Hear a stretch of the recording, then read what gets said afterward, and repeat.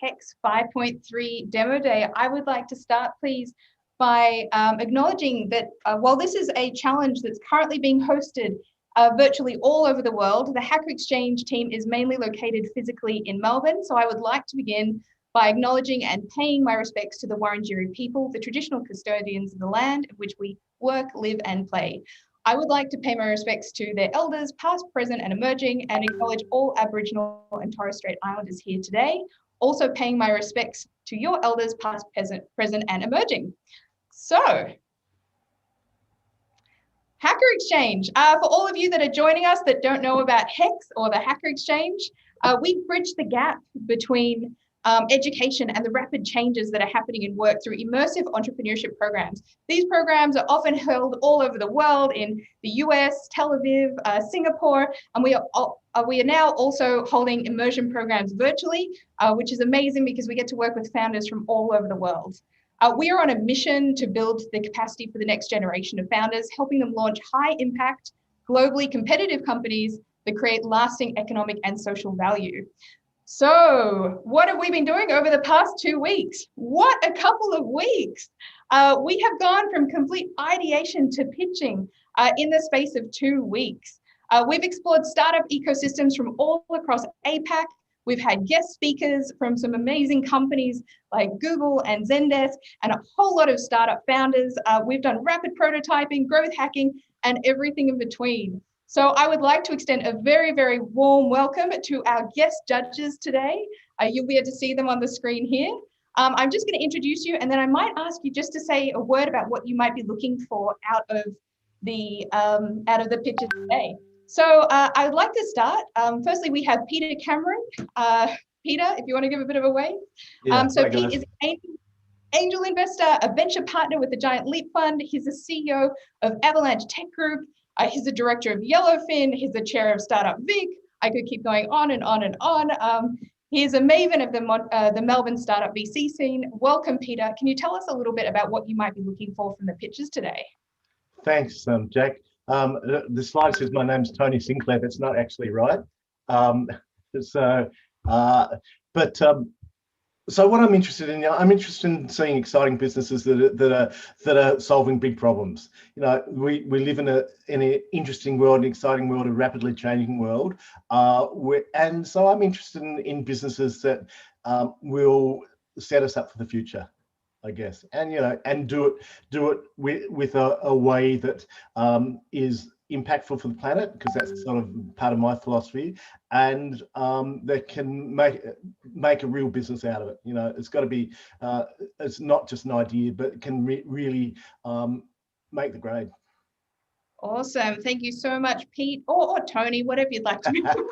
Sorry about that, Pete. And just the other thing is I've just stepped down from the role of chair of Startup Vic. So I've been the chair for the last 3 years, but I'm no longer the chair as of about 2 weeks ago. 3 weeks. 2 weeks ago. All right. Well, it's a new 2021 for you. Exactly.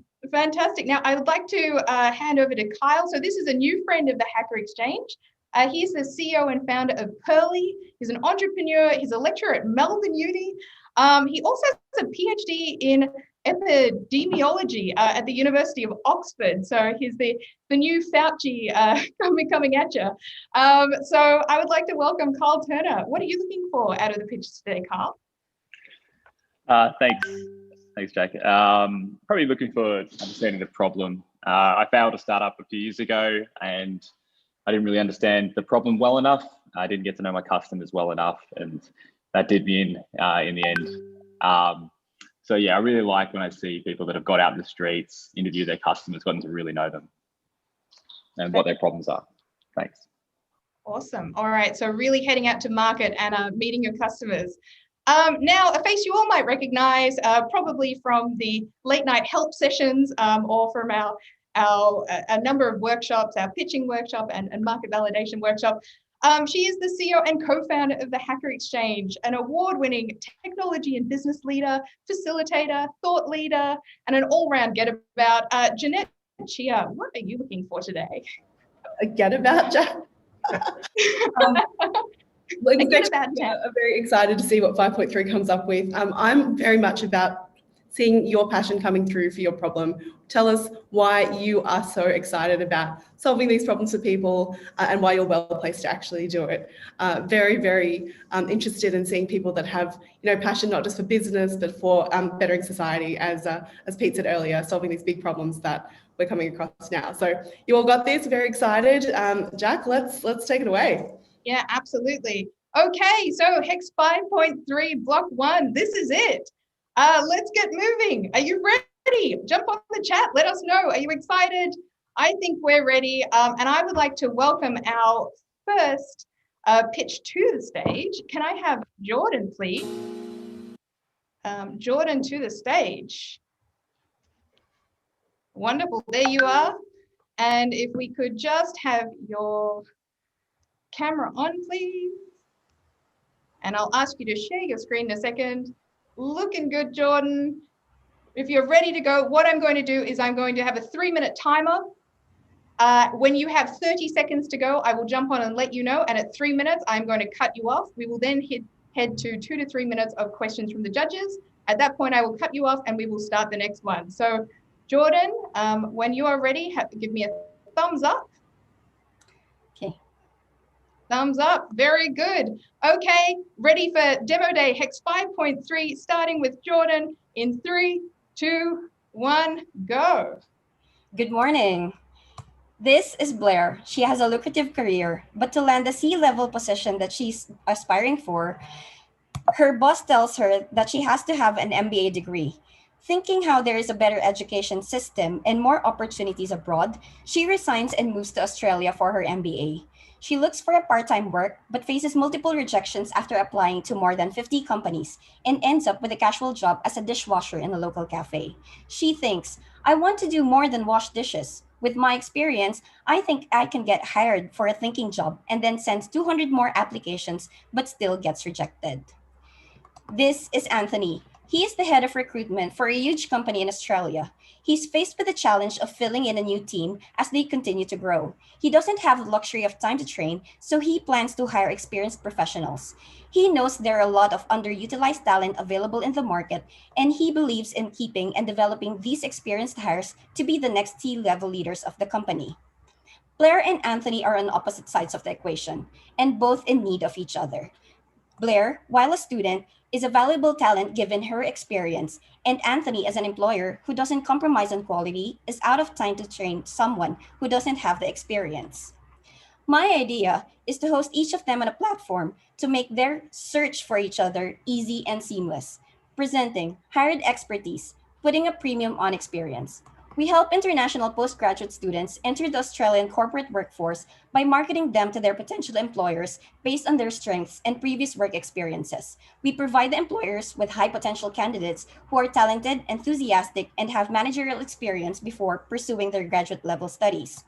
And this, ladies and gentlemen, is such a lucrative market. According to the pre-COVID figures of the Australian Bureau of Statistics, international education brings $32.4 billion to the Australian economy, where 70% of it is contributed by the higher education sector.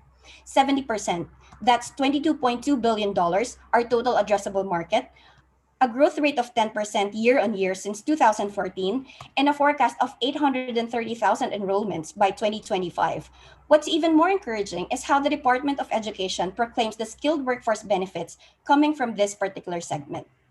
In an independent market survey conducted this year, 6 out of 10 is the average satisfaction rating given by this market with regard to their current part-time work.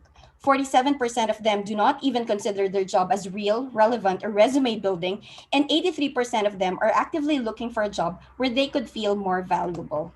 Therefore, by bringing together Blair and Anthony in this platform, we can solve the problem of underutilized talent in the higher education sector by matching meaningful part-time jobs to experienced postgraduate international students.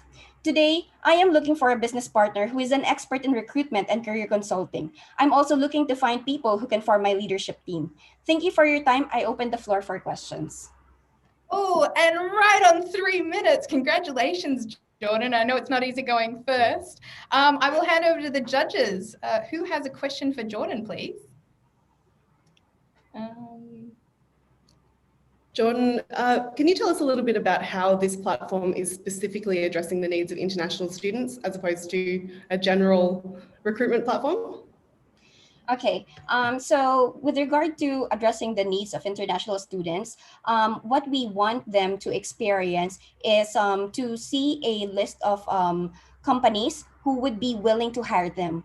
Because as an international student myself, I think one of the biggest challenges that I faced is that there are not a lot of companies who are actually open to hire on a part-time basis and to hire those who are on a student visa. So I think by these students using this platform, we are already able to distill this list of companies who are open to hire us. So just is part of this process like an internship you're looking at, or are you looking at paid positions? So we are actually open to having both internship positions and real part-time positions. So initially, what I thought of doing is to have a list of role-based positions, event-based positions, project-based positions, and internship positions available. So the student can also choose whether what type of job it is that they want to do and how many hours they can put in. Yeah. Great. And oh, sorry, you go, Kyle. Sorry, Pete. I thought you gave a really good overview of the market. That was a really good description. You gave really good insights into the international students. So well done on that. Still struggling a little bit with what the problem is you're trying to solve. Can you tell me a bit more about the barriers that international students face? And you've got about 10 seconds to do this, Jordan, because there's not too long left. So what are the main barriers that international students face? Okay, so the main barriers that most international students face is that they are not able to get a part-time job that is within their field of experience. Most of them have at least 10 years of experience. All right, that's it, Jordan. You've done it. You've kicked us off 5.3. Well done. You can relax now.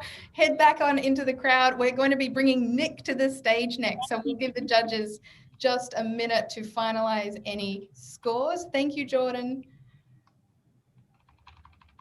Am I doing it right? I think I'm scoring wrong, but I'll fix it later. No worries at all. We will have a very, very short intermission, so we can always help you out there, Pete. Okay, we see we've got Nick to the stage. Fantastic.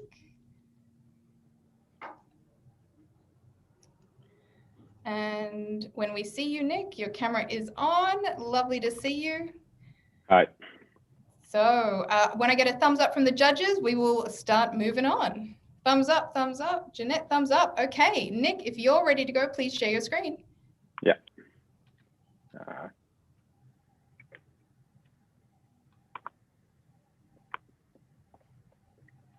right. Hello, I'm Nick Smith, and today I'm going to present to you my startup, Music. Oh, hold on. Oh, no. No, there it is. Okay, and starting from the beginning, I'm setting the timer. Nick, in 3, 2, 1, go. Hello, I'm Nick Smith, and today I'm going to present to you my startup, Music. The problem this service aims to solve is the difficulty that small-scale bands face when starting out. As an avid music listener, I have a keen interest in the music industry and finding new bands, but have always found it difficult. Spotify's algorithm is designed for artists with an established fan base. But what about small-scale musicians who are just starting out? These artists face an uphill battle. My solution is focused on small Melbourne bands. We're creating an app which helps give smaller-scale musicians a chance at increasing their streams that doesn't rely on Spotify's biased algorithm. This app gives users a platform to discover new music produced by these musicians that they just haven't had the opportunity to listen to because of the streaming service's preference to push popular music instead of from bands starting out. It's an app where bands upload snippets of their songs. Users select their favorite genres and bands on screen 2, and then have suggested songs that they can listen to on screen 3.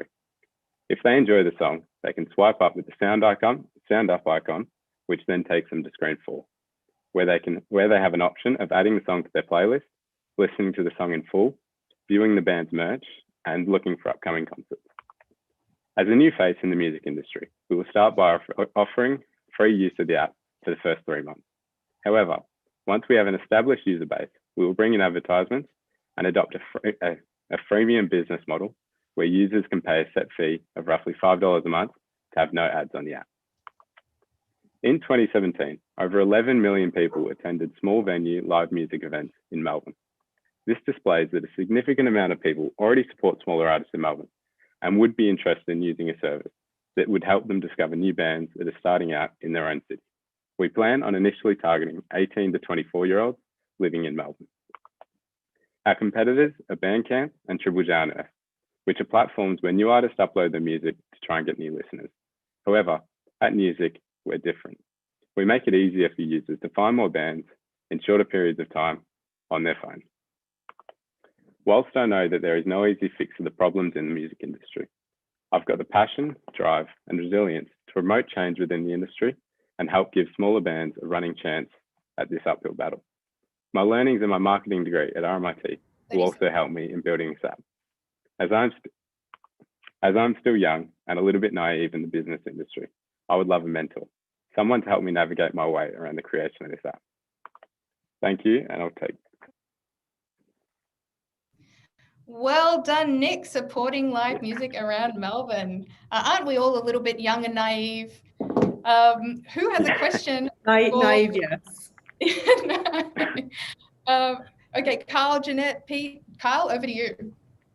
Nick, I love the problem you're trying to solve. I'm a big music fan. I go to a lot of gigs in Melbourne. Yeah. So I like that you found the problem with the bias by Spotify, the market leader. That was really clever. Yeah. Really good branding, what you've done so far. I don't know about the freemium model. Have you looked at other models to monetize this app? I haven't looked at any other model since it's only been 2 weeks, but I'd be open to looking for other models in the upcoming little bit. Yeah. Thank you. Yeah. Well done, Nick. Good job. Can I ask you about the validation that you conducted? So did you get a chance to speak to bands or music lovers in the last couple of weeks to see what they would think about music? I sent out messages to bands on social media, but did not get a response, which is pretty expected. But one of my friends is an artist, and he said that because he's just starting out and he's finding it so difficult to actually get any listeners because no one listens to real small bands. Can I follow up that question then, Jeanette?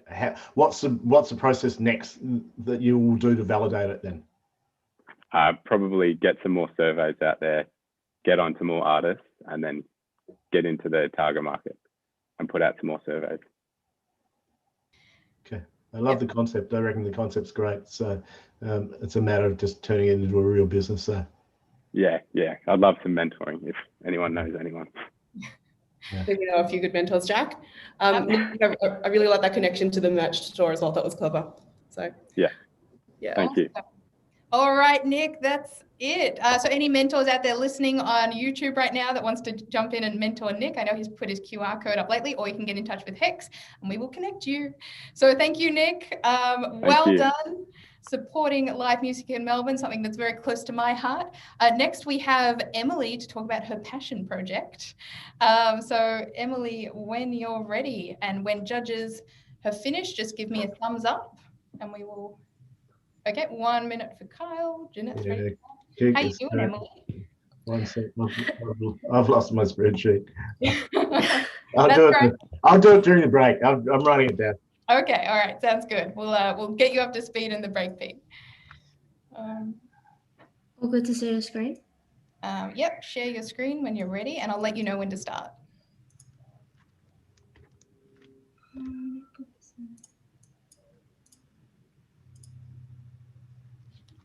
All right, now when I have a thumbs up from the judges, we'll get going. Awesome, Kyle, Pete, Jeanette. Very good. All right, Emily, it's going to be over to you in 3, 2, 1, go. So I just want to introduce to you the passion project. So my name's Emily and I'm currently studying a product design at the University of Technology, Sydney. So I was lucky enough to have a teacher who could show me the pros and cons between art and design when I was sort of going through my year 11, year 12 selection for my studies. And she was also the one who actually recommended to me the course that I'm currently studying. But I was lucky enough to have such a teacher, but not everyone else is. Instead, they play trial and error at university with an overall completion rate of 18% and 5 to 6% actually dropping out. So to get job satisfaction, the job itself is probably one of the largest driving factors that you can actually control. So it's something that you want to get right. So my solution aims to prevent students from making these unguided decisions in their life by giving them the exposure that I was lucky enough to get. And the Passion Project is an extracurricular education program where students are actually engaged to find out and chase after their passion and turn it into a project. My students will have full reign over their chosen problem of interest, and they will partake in weekly workshops where they will receive guidance to develop further. So we're actually aiming it at students from year 9 to 10 before the rush of choosing their subjects in their senior years. Currently, our competitors are either attempting to advertise their courses to year 10 students, or they're aiming at professionals that wish to upskill in business and design. So I plan on releasing the Passion Project during a period of growth in the education industry, and plan to charge the schools for $7.20 a head for the students who do attend these after school workshops. And by partnering with these schools, the students will be more comfortable in a familiar environment and more comfortable to learn, as I learned through some of my surveys that I went through. And our growth potential would extend our reach of help by creating a platform where other educational institutions can be shown up based on the students' interest in their hobby or whatever they decide to choose to chase after when they discover it using our program. And I plan on deploying these workshops probably to 2 schools by the end of the year, and I would love to get in touch with a co-founder in the education industry to join me on my journey. Thank you. Wow, well done, Emily, and coming in under time as well. And I know that's not easy. Okay, looking at EduTech and some beautiful slides there. Who has a question for Emily? All right, Kyle, over to you. Oh, well done, Emily. Really good problem to solve. It's sort of like the gap year you want to squeeze in to the end of high school. Is that's the problem you're trying to solve? It's not really the gap year after high school. It's mainly to introduce them to thinking about their passion before they start just randomly picking anything, because they don't have that much time to choose, and they just go through all the subjects. And it's something that I personally experienced, just going through all the subjects and going, I don't know what any of this is. So giving them that time, that buffer time in their earlier years to actually seek it out and have that passion to chase after it rather than just go with whatever. Yeah, I changed halfway through my undergrad. So it's a good problem to go after. Absolutely. Jeanette? Oh, well done, Emily, given that you were at 6 minutes or something when you pitched this to me at 11 last night. You've done a good job cutting it down. Okay, if you were going to make this real, what would be the first steps you would take if you're going to make it? So I'll just share my screen again because I do have it further down if this wants to move down. So it's mainly getting the co-founder and helping to develop the curriculum for it, and then I'll probably go into testing around first quarter of 2022 and then rolling it out around then as well. Yeah. Okay, we have a final 20 seconds if anyone has anything. I just love the question, the problem you're solving. I think it's great problem. I wonder whether your pricing structure is a little out of whack, but that's something you need to validate along the way. But, yeah, it is based on a tutoring model of one of the tutoring centers that is really popular around my area, and they charge from 60 to 84 a head per week for students. So yeah, that was what it was based off. Yeah. Okay. Well, I think that's something you'll have to sort that out. It's a good way to start your pricing model there. Well done. Thank you. Absolutely. Well done, Emily. You're done. All right. Now we are going to have one more, and then we are going to go straight into our break, and we can make sure we get your spreadsheet all hooked up there, Pete. Yeah, so we are actually going to have Alyssa next. So Alyssa, to the stage, please. So we'll have Alyssa and then a short intermission, just a couple of minutes, grab a glass of water, all of that. But we have Alyssa here. So when the judges are ready, we will get a thumbs up, thumbs up, thumbs up, a thumbs up. There we go. Awesome. Now, Alyssa, are you ready to go? Almost. Hello. Can everyone see my screen? Absolutely. We can see your screen and we can hear you. Okay. So thumbs up when you're good to go and we'll start a countdown. Okay, that's it. Over to you, Alyssa, in 3, 2, 1, go. Here are two scenarios. 1. You're a student and like 20 million other Australians, you're never without your phone. 2. You're working from home and you're willing to take a pay cut if you can continue to work remotely. On your work runs, you like to go to the same place because you know where you can charge your laptop. Now, here's a current snapshot of Australia's COVID-19 context. More than half of Australia's office real estate was unoccupied in 2020, co-working spaces similarly, and come March 2021, rent relief and JobKeeper subsidies are being pulled. So what's the common problem between the scenarios and the snapshot? The tension between resources, space, and how people experience the two. In scenarios, it's evident our society is tending towards a more digital, free-ranging mobile workforce. And in the snapshot, the future of establishments who house all the modern workers are now unpredictable. It's the common problem of little supply and much demand.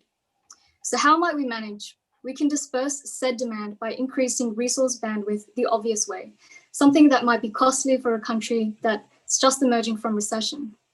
So what if we use what we already have? If there was a publicly accessible data aggregation of a city's existing infrastructure, not only would this ease friction in personal day-to-day use, but also commercial. Remote workers no longer need to be technologically tethered to the same places. And this is where my app, Rise and Grind, comes in. So you might see the app on flyers around university campus, on Instagram ads, on a business card in one of the cafes you frequent, or maybe online, just underneath Zomato's web link when you Google cafes near me. As a directory of remote work-friendly spaces, you can better find what you need based on the locations vetted by the experiences of other explorers like yourself. Need a power outlet? Head to level 4 of a nearby shopping center. Maybe you need airport Wi-Fi? Over in section C. Not only that, but you can also contribute to the database with a much more granular data. Tag your personal favorite features from natural lighting to plants to music so that others can find them too. In this way, you can access valuable yet tucked away resources on a subscription-based model. It's a convenient and easy search regardless of the location. It's trusted and user maintained, and there's data granularity. You can explore, pin, share, and connect, and use the entire city as your office. With this alternative definition of co-working space, we might be able to navigate the tension of little supply and much demand. So this actually started as a personal project quantifying almost every cafe that I've visited since January 2018, but now it's sparking a bigger purpose. As a psychology student, I'm all about telling stories, so I'm asking if there's any explorers willing to jump on board with me. Thank you. Okay, Alyssa, helping us find co-working spaces around us, something I could definitely use. There's nothing worse than trying to find a cafe with a good power outlet. Who has some questions here for Alyssa from the judges? Kyle, over to you. Well done, Alyssa. That was really good. Usually when I think, like, why hasn't someone done this before? That's a good sign. So who are your competitors? Have you looked at the landscape? Yeah, actually there is another competitor in, oh, let me show my screen. Oh wait, it is there. Yeah, so there's actually another competitor in the US called Work.from. They actually have 117,000 users, and they're in a couple of different other cities as well. So they also log different cafes, and they're also in Sydney. But what I found was that they have little data granularity. So when they say background noise is moderate, what does that actually mean? What does access to power being little actually mean? So for my app, I was thinking, you can also run speed tests on internet speed, and you can also run decibel tests. There are apps out there that do that. So whenever a user comes into a space, they can hit speed tests, they can test the internet, they can test the power. And so there's actually a lot more it's actually a lot more in-depth than just blanket statements of good or bad. It's also quite US focused. So Sydney is the only city in Australia to actually have people actively using the Work From app. It's mostly in Seattle, Oregon. They came out of Oregon. And so it's not even in Melbourne, it's nowhere else. So there is kind of a lack of a customer base in Australia. All right, Jeanette. Yeah, good work, Alyssa. Question for you, from a business model perspective, I mean, I think there's a lot of opportunity to talk to city makers and placemakers who would be wanting to bring foot traffic back in. But have you thought about what the business model or benefits might be for the venues? Are they part of this, or are they just the data? Actually, this was kind of a tricky point because I had originally thought perhaps I can partner with cafes, but when going out to 9 cafes in Sydney, I had 4 or 5 of them shoot me down and was like, it won't work in Sydney. So that's why I kind of pivoted back. It may be available in the future, perhaps, because I was thinking of implementing a pay-by-minute structure wherein someone can pay for the amount of time that they just sit there. So I think maybe in future steps, maybe I can start thinking about cafes or other co-working spaces. But right now it's just individual. Yeah, absolutely. Okay, we are definitely at our 5 minutes. Alyssa, well done, you're done. And just before a very short intermission that we're having, so if you want to stop your screen share now, judges, if you'd like to turn your cameras off just for a couple of minutes, grab a glass of water, have a refreshment break. We're just going to have a quick 3-minute intermission before we get going with the second half of block 1 of the HEX 5.3 Demo Day. So intermission, everyone, quick refreshment break, and we'll be back going in just a moment.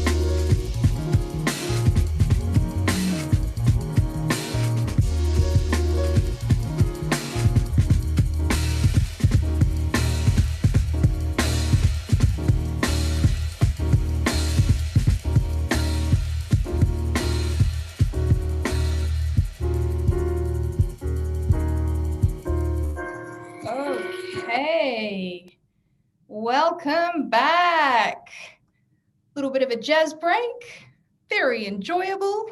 Hope you've all had a quick refreshment, glass of water, or if you've finished, glass of champagne. Who knows where you are in the world? No judgment here. And I will ask our judges to please come back and we will get going with the second half of block 1 of HEX 5.3. So Pete's back. Hi, how you doing? Jeanette's back. Fantastic. Now let's see. Who else do we have? Waiting on Kyle. And I believe we have Linda up next. So Linda, if you could turn your camera on. There you are. Now, Linda, you may not have realized this, but we actually have this particular cohort dialing in from all over the world. So we have HEX 5.3 students coming in from New Zealand, Australia. I believe, Linda, you're currently in China right now, aren't you? Fantastic. We have HEX 5.3 coming in from the US and all over this amazing planet of ours. So it's been quite a triumph with time zones and everything else. For everyone that's just joined us, we are Hacker Exchange. This is the 5.3 demo day. All of these students have gone from ideation to pitching in the space of 2 weeks through our immersion program. So Linda, if you want to share your screen and then we will get going. Fantastic. Okay. So judges, I know, Pete, we did send you the spreadsheet again. So if you're all good to go, cool. Kyle, good to go. Jeanette, thumbs up. All right, fantastic. I'm setting my timer. Linda, it's going to be over to you in 3, 2, 1, go.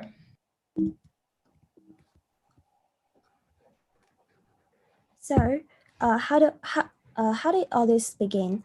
This began with my, all of this start with my visit as a volunteer to a local rescue group hosting 5,000 stray animals. When I arrived, I was totally shocked by the overwhelmingness and found out these overcrowding phenomena are actually quite prevalent in my country. In China, stray dog rescues are mostly run by grassroots individuals. They use their own finance and some kind of donation to buy food, spaying and neutering, vaccination and disease treatment for usually hundreds of thousands of stray animals per shelter, and private rescues even hold blame because of their fundraising initiatives. And the pandemic leads to more dogs being abandoned. Apparently, adoption is lagging behind the rate of admission. With insufficient funding, personal shelters aren't able to provide the very first tier of care to animals. But what about our citizens? How much do they care about animal well-being? They do actually care, but however, they don't have sufficient time or space to properly raise one. This leads to actions such as feeding dogs in residential compounds or leaving them free-ranging, which became such a heated debate recently due to the negative ecological impact. Still, according to our survey, 80% expressed their intention to raise stray dogs, while stating their worry about the trouble of dogs' behavioral issues. For many adopters, especially first-time dog owners, end up returning the animals to the rescue center. This is a very prevalent issue for the animal shelters. So we recognize some of the problems for why it's very difficult to enhance adoption in China. First one is cumbersome adoption procedures. As presented in the previous slide, many people think that the sender or the fosterers acquiring personal information from the adopters is very unsafe. And difficult training transition period present for adopters as well. There's a lot of adjustment for the dogs to owner's family, and many of them are very kind. They choose to free range feeding instead of adoption, and behavioral training isn't very prevalent in China. So my aim is to encourage mutual trust from fosterers and adopters and promote an easy to access transitional period for shelter dogs and make loving adoption animals an easier choice. So we realized what it takes to raise a shelter dog, with the majority of them being adult dogs. Single families face difficulties of fixing behavioral issues such as aggression and separation anxieties, and the price of training sometimes exceeding 1,000 yuan turn many away from this option. Hereby, we aim to raise adoption satisfaction by providing cheaper, more accessible transitional training to shutter dogs. This entails a platform of collaborating sponsorship towards the transition.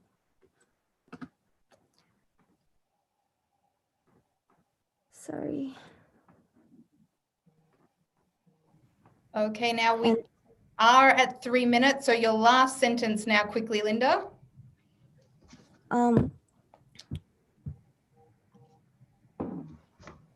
That's okay, Linda. We will have to get to it maybe as part of the questions, okay? But we have hit 3 minutes.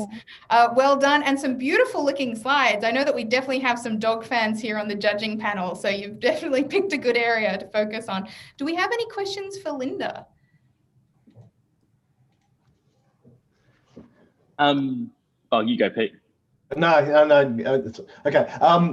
I'm just really, I really like the concept. I think it's a really big problem. I know one of the things that we're seeing so many dogs that become really expensive in Australia. So I'm not sure if that's the same in China or not. But you know, being able to work with dogs in shelters, I think is really amazing. I really don't have a question. It's just a statement, I guess.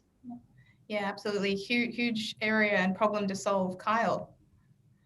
Yeah, I agree with Pete. I've got a dog. He's just behind me, actually. So very supportive of the problem you're trying to solve. So I hope you keep at it.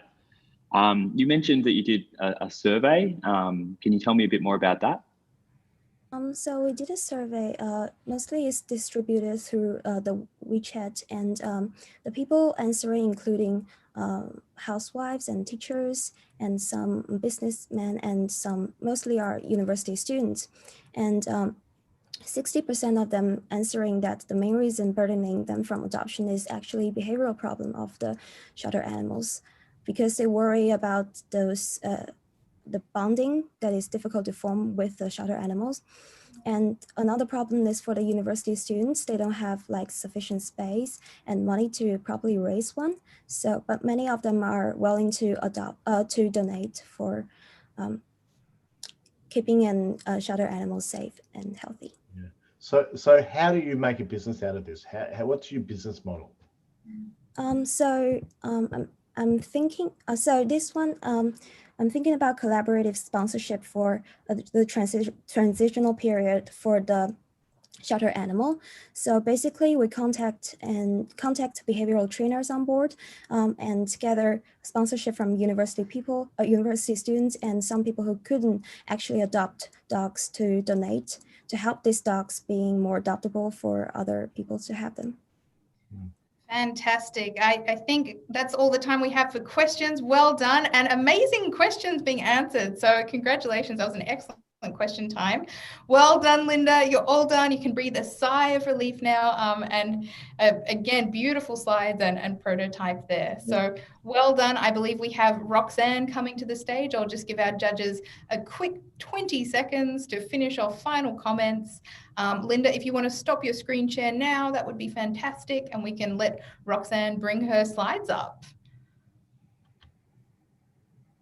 Thanks, Linda. Although I don't mind looking at that beautiful prototype. It was a very good looking prototype and a huge problem to solve. There we go. There's Roxanne.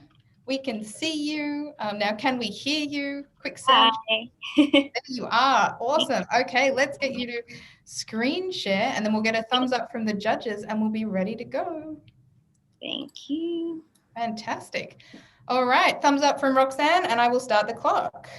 Good morning, everyone. My name is Roxanne, and I'm here to speak to you about Sped Search. This is Vic. When she first learned that her child, Rich, had Down syndrome, there were questions in her mind, such as, how will I raise my daughter? What special care and education will she need? Will she be able to enjoy life to the fullest? One constant struggle for her, however, was finding the right school for Rich every time the family moved to a new city. She always tried to exhaust all available resources, but she never seemed to find the best fit. Vic is only one of the millions of parents in the Philippines who find it difficult to find a school providing special education, or SPED. I surveyed 200 parents who said when finding a school, they usually search the internet, get recommendations from doctors and friends, or simply locate whatever is nearby. More than half of these parents said these existing methods do not meet their needs at all. So there lies an information gap between the parents and the SPED schools. Families just do not have access to enough information when they look for a school for their special children. This leads to misallocated money and resources, unsatisfied parents, and most importantly, unrealized potential for the children. SPED Search addresses this information gap by being the bridge that connects the families to a world of possibilities for their children. SPED Search is an online portal that speeds up parent search for providing a comprehensive list of schools with school profiles, photos, contact details, other resources, and peer reviews. My target market is middle to high income families in the Philippines, and with a monthly household income of $1,300 to $6,300 per month. The portal will be free for parents, and revenue will be collected through commissions from the schools for every successful referral from SPED Search. SPED tuition fees range from $1,400 to $4,300 per year, and we're looking at commissions of about 5 to 10% for every successful enrollment. This is a proven business model as seen in established agencies that act as an education broker for students who want to study abroad. There is no existing business operating as such locally in the Philippines. There are freely accessible lists on the internet, but none of them are updated or exhaustive. And there is no avenue for peer review, which a staggering 73% of the survey respondents ranked as very important. Now, this is Rich today at 22 years old, enjoying life and doing all sorts of activities. And yes, that's me with her, because she's my younger sister, my most favorite person in the whole wide world. You see, I have seen firsthand how difficult it is for families like ours to find a school that best fits the needs of special children. We were lucky because we pulled through, but it doesn't have to be hard for every other family from now on. I am very passionate about this, but I need a business partner with strong entrepreneurial skills and technology as well to help me bring it to life. So I hope that you help me make it easy for families to look for a SPED school, and let's help these kids maximize their potential and be the best versions of themselves. Thank you. Fantastic. Well done. Will you be my business partner? so wonderful. I love it. And beautiful photos as well. I'm sure we have some questions here from the judges. Pete. Yeah, awesome presentation. Love the problem. The fact that it's a personalized problem, you've experienced it. It really makes the real. Have you spoken to the schools as far as to see whether they have the budget to be able to spend that sort of money? Because and have you, two questions, and the second one is, have you thought, if they have an upfront payment, how do you continually have to find new students to go in? So it's a one-off payment only. Have you thought about how to address both of those issues? Thank you, Pete. I haven't had time to speak to a lot of schools, but I had time to speak to a couple. So their tuition fees range from 50,000 to 100,000 pesos per year per student. So they would have some availability to give out for commissions. For your second question, yes, selecting a school is a one-off thing, but not for all special children, because their needs vary as they grow older. For example, a child with autism at 2 years old may need therapies for motor skills. But for example, when they turn 4, they will need therapies for educational, so like for speaking skills or for social behavioral skills. So not all schools offer those things all at once. So they will need to change schools during the course of their life, because we experienced that with my sister as well. So okay. It's not a one-off thing for special children. They do need to change schools as they grow older. Great, thank you. Thank you. Okay, any last minute? Kyle, over to you. I know probably short of time, but that was outstanding. That was one of the best pitches I've seen in a long time. Thank really, you so much. I hope you pursue this one. It's very good, very good. Thank you. Okay, well done. Jeanette, did you want to add anything, or are we ready to go? Ready to go? I was going to say to everyone else, that's how you do it. Simple, clear. Nicely done, Roxanne. Thank you. Thank you so much. Well done. Okay, we have Megha to the stage next. Well done, Roxanne. If you want to stop sharing your screen, we will ask Megha to share your screen, and then we will keep going. Hello, there you are. Fantastic. We can see you. Now, can we hear you? Hello. All right, now we can hear you too. Fantastic. So when you're ready to share your screen, give me a thumbs up.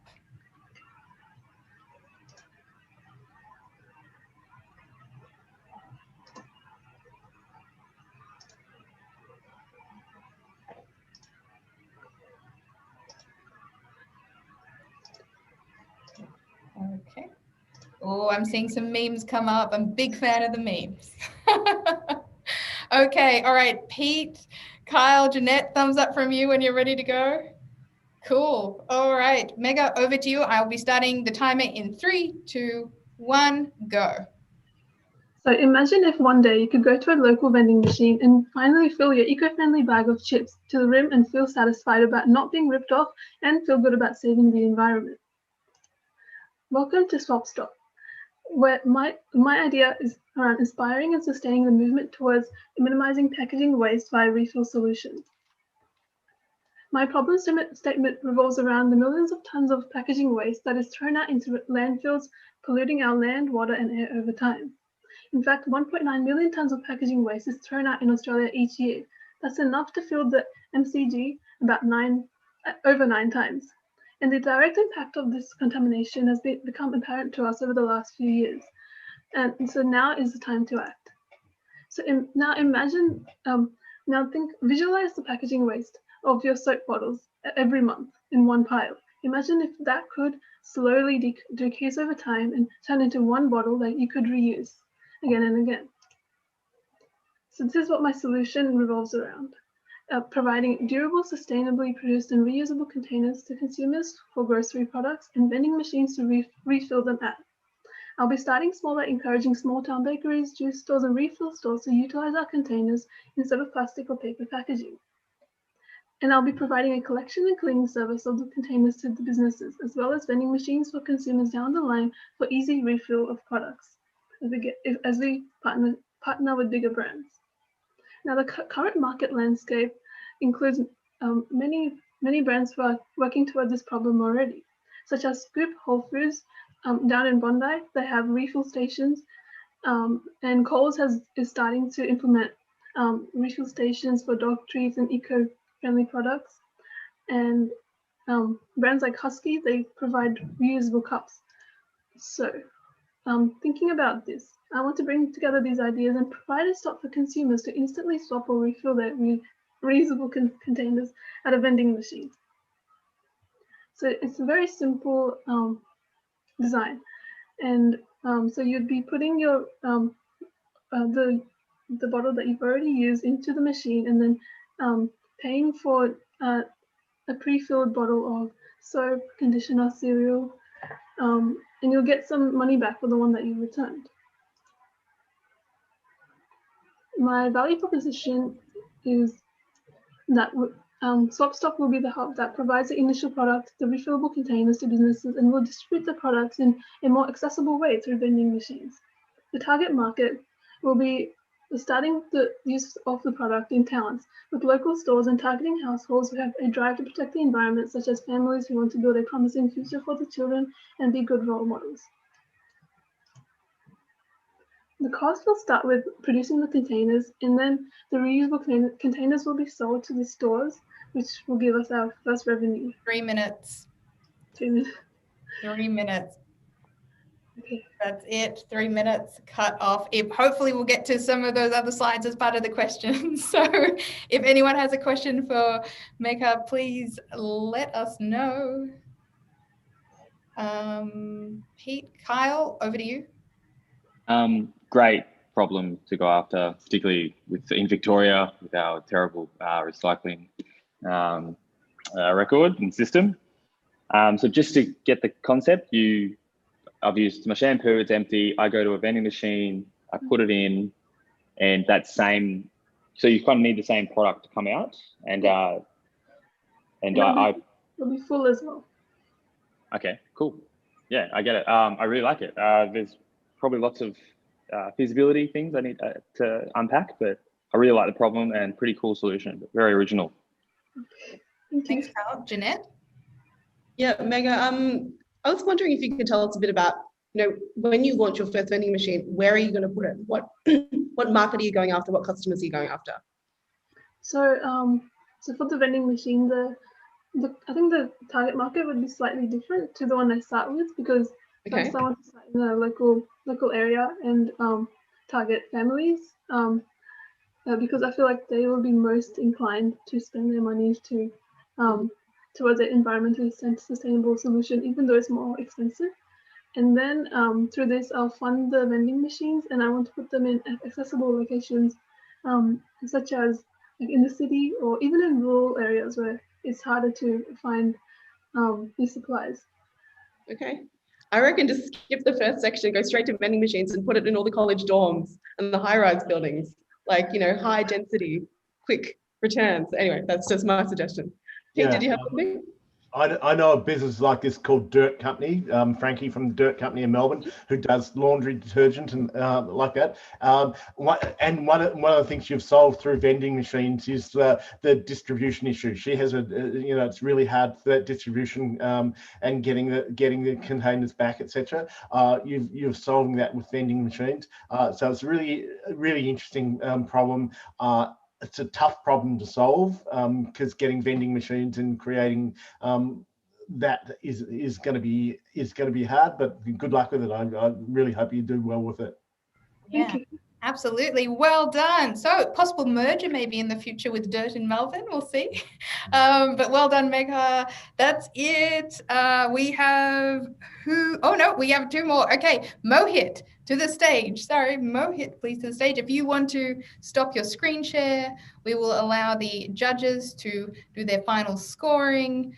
Mohit, I see you. Do you want to speak? And I will check I can hear you. Hello, can you hear me? I can hear you. Excellent. All right. So Megha, if you want to stop your screen share, and Mohit, screen share when you're ready, and then we'll get a thumbs up from the judges.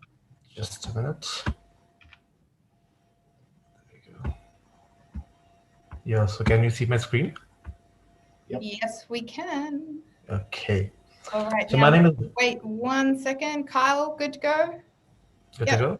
Pete, yep. Jeanette. All right. Over to you, Mohit. I'm starting the clock in 3, 2, 1, go. So my name is Mohit Abhishek. I'm here to talk about today for informal sector, which is an unrecognized sector back in India. So this is how the unrecognized sector looks like.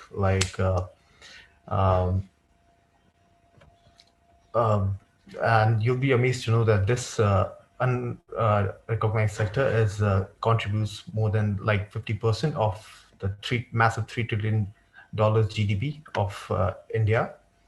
So I'm here to solve the problem for this unorganized sector. I'm here to solve the problem for business scalability, marketing, reaching out to overseas customers, and adapting to change. Now, the solution to the problem is to build an ecosystem for these small businesses so that they can connect to a wider audience and they can reach out to a global platform. And my team includes me with a few years of experience in distribution as well as in retailing. I think I'm the right fit for this job because I even know the market and I even know the people over there. So introducing you to Grow Digital. So Grow Digital is basically an online platform where small businesses and small vendors could showcase their products. And the main objective is to build an ecosystem for these small businesses and vendors where they can get access to global market and identify the right product fit. Yeah. Just a minute. So as I had mentioned, the unorganized sector contributes 58.5% of the total GDP. And these are some of the figures which shows the total growth of India, and which is expected to reach up to $4 trillion by year 2025. And now coming on to the competition, Grow Digital is likely to face competition from 3 major players, Amazon, Flipkart, and Snapdeal. When I was researching about the weaknesses of these players, I got to know that Amazon is shrinking its margins due to high debt in developing countries, and it's also facing issues related to FDI, whereas Flipkart has limited distribution channels, and Snapdeal has poor customer service and logistics, which has made Snappy lose its 30 customer seconds. base. Coming on to the business model canvas and then the financials, where I'm assuming that the overall cost would be around 5,000, with first month would be free, and then we'll be charging $100 for $100 annual fees, with no extra marketing charges till the customer sells 10 products, 10 units of 10 units of products, and then we'll be charging a marginal a margin from their profit. So 3 minutes. yeah, that's how it is. Thank you. That's it. Well done, Mohit. Okay, helping the small businesses in India. Who has a question? Jeanette, Carl, Pete, Jeanette, over to you. Sure, thanks Mohit for the for the presentation. Good overview of your market. You clearly know your local market space and what you're trying to solve. I got to admit, I was pretty curious about how are you guys doing something different to what a retailer could do on Shopify or Amazon or something. What's the extra special thing that you're adding to the retailer's experience? So basically, there's a lot of market in India which is unexplored, which I know.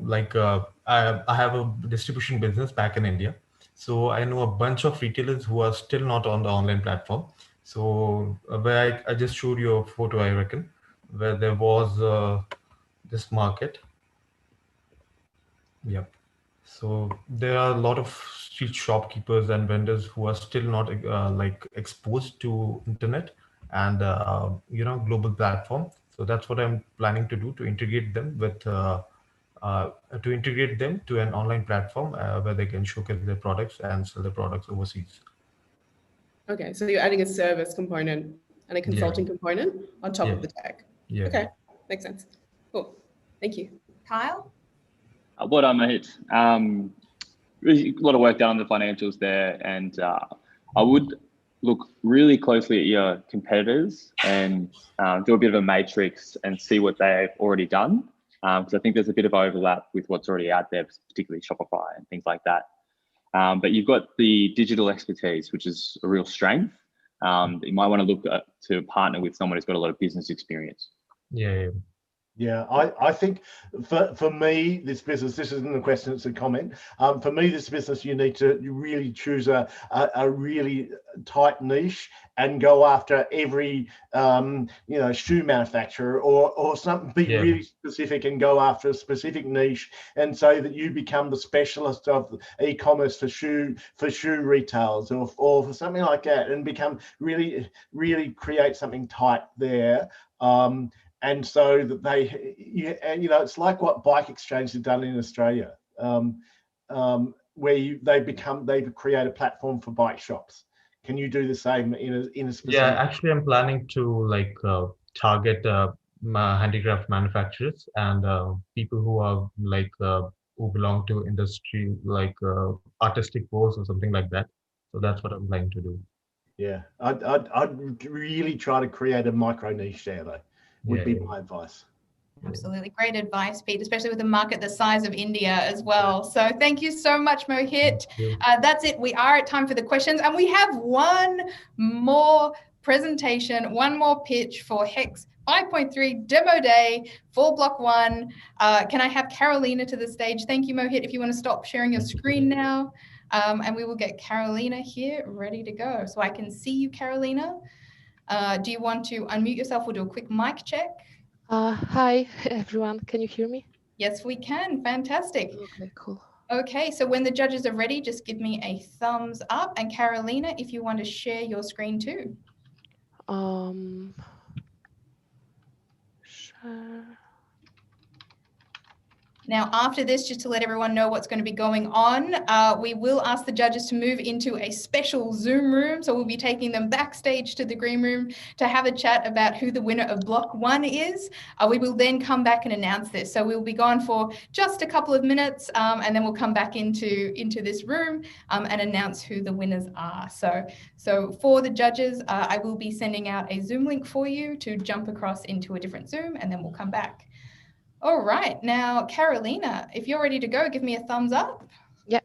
Excellent. Over to you in 3, 2, 1, go.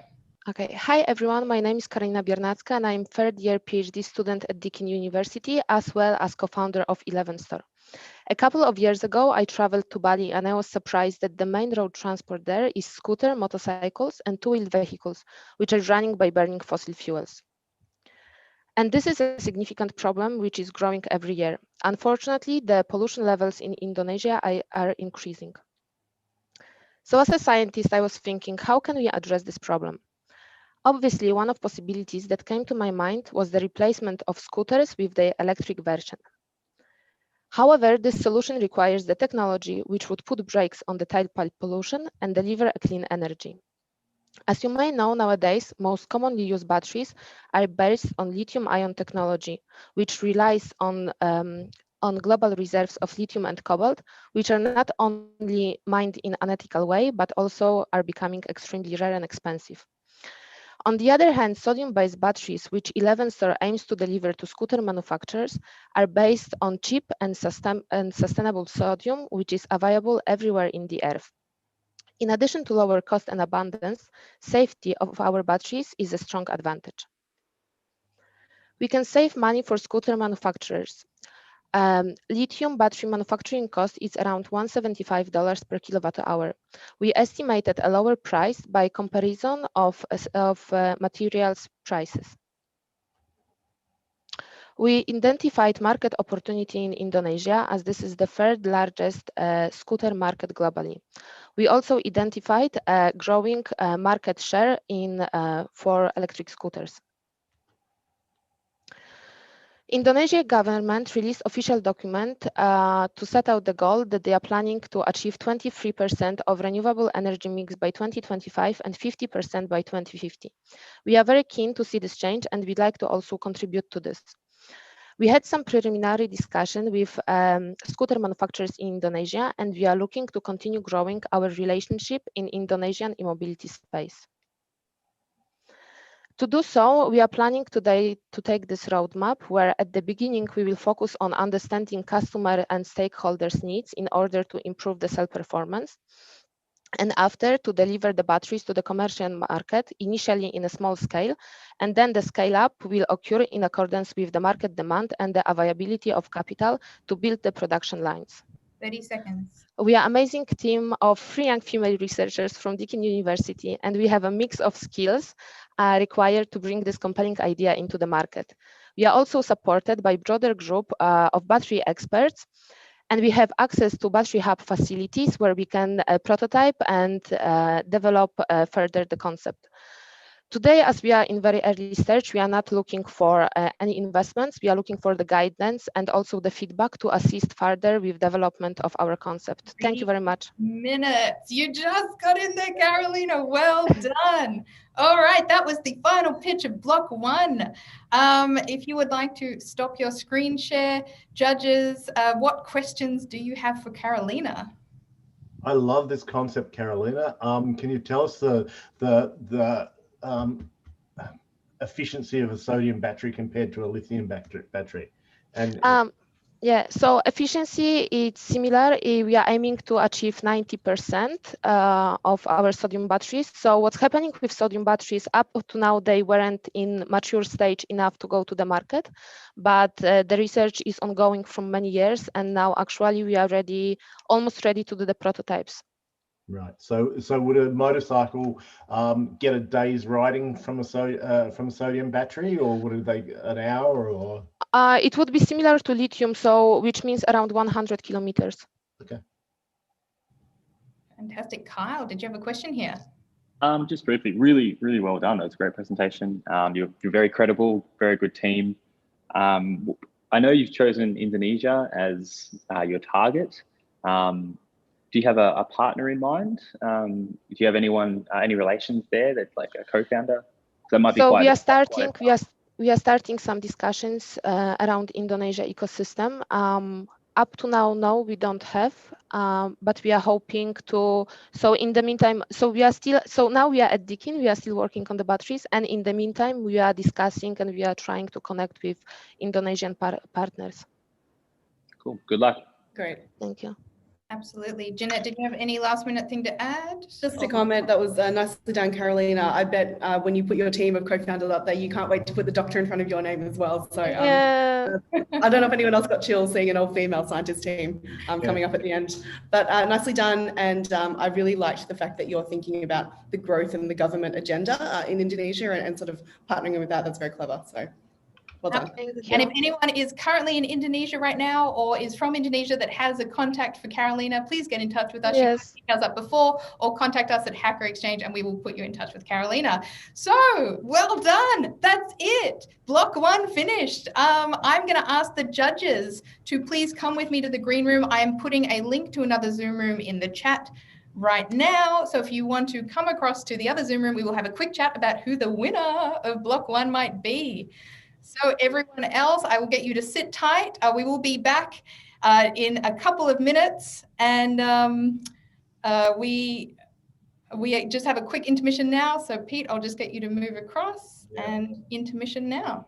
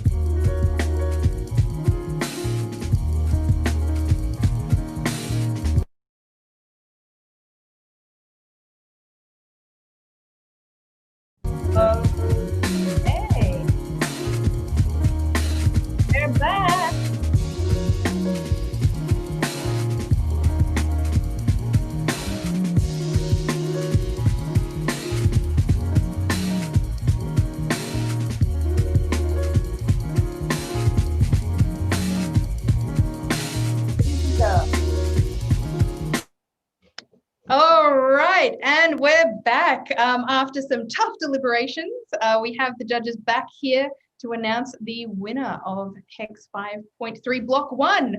I'm going to hand it over quickly to the judges just to say a couple of words about what you thought of the group, any ways that they could improve, anyone that you particularly want to connect with. Peter, I might start with you. Over to you. Okay, guys, what a great bunch of presentations. Congratulations. Starting business is really tough. Getting up and presenting your business at an early stage is really tough. And congratulations, everyone did that really well today. And really interesting businesses. Sometimes the scoring that you'll see isn't, you might think, this is pretty average, but that's because you're in an early stage. If in 3 months' time, if you pitch again, you'll probably get a much higher score than you got today. But congratulations. Love to hear what you're doing, and if I can help along the way, you can always reach out and talk to me, and I'm happy to help. Wonderful. Thanks so much, Pete. Kyle, did you have anything for our HEX 5.3 group today? I'll echo Pete's sentiments that you're all still really early, but there was you've obviously well coached by Hacker Exchange, but there were some really good presentations. So years ago in my first presentation, pitch comp, I bombed. I completely bombed. I froze. It was very, very painful and embarrassing, but you get back up and you do better each time. Regarding your pitches, talk to Uber drivers, talk to all your friends, anyone you meet you sit next to on the bus, and you'll just refine it and you'll get to find those little golden nuggets, and you'll get better and better. But really, really well done. I really enjoyed that. Yeah, thank you, Kyle. And finally, Jeanette, to give the winners of the Block 1. Over to you. Thanks. Well, first of all, thank you, Kyle and Pete, for your expertise and for your time this morning. Really, really appreciate it. And just everybody that presented to Kyle and Peter, I just want you to remember, you've just presented to people that genuinely are movers and shakers in the startup world. Kyle's product's been #1 on Product Hunt recently. Peter's been coaching and supporting and investing in startups for many years now. So you've just held your own in that room, and you did that. And there's not many people in your peer group or your career group going forward that can say they did that. So please do give yourselves a pat on the back. And I'm really, really proud of each of you for the work you did today. Hats off to Jack and Matt, who's hiding behind the screen and doesn't like to turn on his camera. But guys, thank you so much for the incredible work. Luke as well, I know that you are somewhere in the room. To all of the coaches, Eleanor and the HEX team, Ridika's here. So guys, thanks for that. Look, overall, fabulous pitches. Some of the most creative ideas we've heard are things that were serving everything from health to music to, workplace scenarios and education, things that are very close to each of our hearts. Overall, we did choose a winner based on size of problem, based on storytelling, based on all the research that was evident in that pitch. And we're really proud to congratulate Roxanne from SpedSearch on a fabulous pitch and as the winner of Block 1. So please all put your hands together for your colleague Roxanne. And Roxanne, if you wanted to join us on stage, you can say a word or two if you like. You don't have to. Wow, And, I was literally like, oh. Thank you, everyone. Thank you, judges. Thank you, Hacker Exchange team. Thank you so much. That was a problem that was really, really close to my heart because we, as a family, we went through that problem throughout the year. So I really hope that I will be able to push it through sometime in the future. Thank you. Well, we hope we'll be there every step of the way. Thank you. And there's other, just for all of the other students and founders, there's some notes in your comments about whether Kyle and Pete are ready to catch up with you. I know that I've got some investor contacts. I'd love to connect with some of you as well. So the journey doesn't stop here. Congratulations and well done. Back to you, Jack. Absolutely. It is just the beginning. First of